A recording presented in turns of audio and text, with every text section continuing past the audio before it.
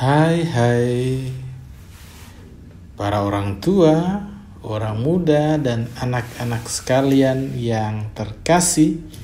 Jumpa lagi dengan saya dalam percikan kebijaksanaan SMS spesial malam Sabtu. Semua tetap sehat, tetap menaati protokol kesehatan. Malam hari ini saya ingin berbagi cerita tentang kisah seorang guru muda. Sebelum berlanjut, saya ingin mengucapkan selamat merayakan Hari Guru untuk semua guru.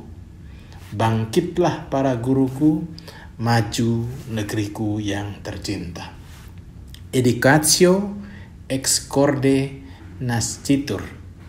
Pendidikan lahir, pendidikan berasal dari hati. Maka mari bergerak dengan hati, mari pulihkan dan jayakan pendidikan kita. Pada suatu sore yang teduh sehabis hujan, nampak seorang guru muda sedang bermeditasi di bawah pohon, tidak jauh dari tepi sungai. Saat sedang berkonsentrasi memusatkan pikiran, tiba-tiba perhatian guru itu terpecah kala mendengar gemercik air yang terdengar tidak beraturan. Perlahan-lahan ia kemudian membuka matanya. Guru itu segera melihat ke arah tepi sungai di mana sumber suara tadi berasal. Ternyata di sana nampak seekor kepiting yang sedang berusaha keras mengerahkan seluruh kemampuannya untuk meraih tepian sungai sehingga tidak hanyut oleh arus sungai yang deras. Melihat hal itu, sang guru muda ini merasa kasihan. Karena itu, ia segera mengulurkan tangannya ke arah kepiting untuk membantunya. Melihat tangan guru itu terjulur, dengan sigap kepiting itu menjepit jari si guru muda itu. Meskipun jarinya terluka karena jepitan capit kepiting itu, tetapi guru muda itu puas karena bisa menyelamatkan kepiting itu. Kemudian dia melanjutkan kembali permenungannya. Belum lama dia duduk dan mulai memejamkan mata, terdengar lagi bunyi suara yang sama dari arah sungai. Ternyata kepiting tadi mengalami kejadian yang sama. Maka guru muda kembali mengulurkan tangannya dan membiarkan jarinya dicapit oleh kepiting yang dibantunya itu. Selesai membantu untuk kedua kali, ternyata kepiting tersebut masih terseret arus. Maka guru muda itu menolongnya kembali sehingga jari tangannya makin bengkak dan terluka karena jepitan capit kepiting. Melihat hal itu, ada seorang tua kemudian datang menghampiri dan menegur sang guru muda.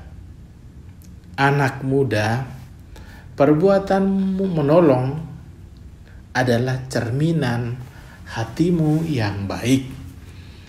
Tetapi mengapa demi menolong seekor kepiting, engkau membiarkan capit kepiting melukai tanganmu sehingga sobek dan bengkak seperti itu? Dengan tenang, sang guru muda itu mengatakan, "Paman, seekor kepiting memang menggunakan capitnya untuk memegang benda. Dan saya sedang melatih mengembangkan rasa belas kasih. Maka saya tidak mempermasalahkan jari tangan saya ini terluka, asalkan bisa menolong nyawa makhluk lain, menolong kepiting tadi. Walaupun dia hanya seekor kepiting." Jawab si guru muda dengan kepuasan hati karena merasa telah melatih sikap belas kasihnya dengan baik.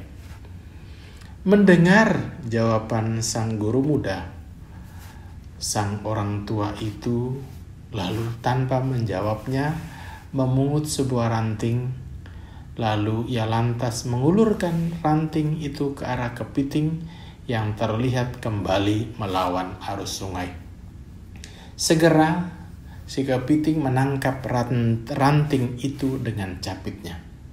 Lalu orang tua itu berkata, "Lihat, anak muda, melatih mengembangkan sikap belas kasih memang baik, tetapi harus disertai dengan kebijaksanaan. Bila tujuan kita baik, yakni menolong orang lain, menolong makhluk lain, bukankah tidak harus dengan cara mengorbankan diri kita sendiri? Ranting pun bisa kita manfaatkan untuk menolong." Seketika itu juga sang guru muda itu tersadar. Terima kasih paman, terima kasih orang tua. Hari ini saya belajar sesuatu, bahwa mengembangkan cinta kasih harus disertai dengan kebijaksanaan. Di kemudian hari, saya akan selalu ingat kebijaksanaan yang hari ini engkau ajarkan kepada saya. Para saudara dan saudariku yang terkasih, mempunyai sifat belas kasih, mau memperhatikan dan menolong orang lain adalah perbuatan mulia dan hendaknya kita masing-masing miliki. Kita berikan kepada siapapun yang memerlukannya. Tetapi kalau cara kita salah, kita mengalami seringkali perhatian dan bantuan yang kita berikannya justru menjadi bumerang bagi kita. Kita yang tadinya tidak tahu apa-apa dan hanya sekedar berniat untuk membantu karena ketulusan hati, malah harus menanggung beban dan kerugian yang tidak perlu. Kita mengalami penderitaan batin bahkan. Maka poin permenungan untuk kita yang saya tawarkan, pertama, dalam situasi apapun tetaplah berbuat baik. Poin yang kedua, hendaknya perbuatan baik kita tetap perlu disertai kebijaksanaan dalam memilih cara agar tidak menjadi bumerang bagi kita. Yang ketiga, kalaupun kita yang harus dirugikan karena perbuatan baik kita, jangan pernah ambil apa yang menjadi haknya Tuhan. Tetaplah semangat, salam sehat, dan jangan lupa bahagia. Tuhan Yesus memberkati kita semua. Amin.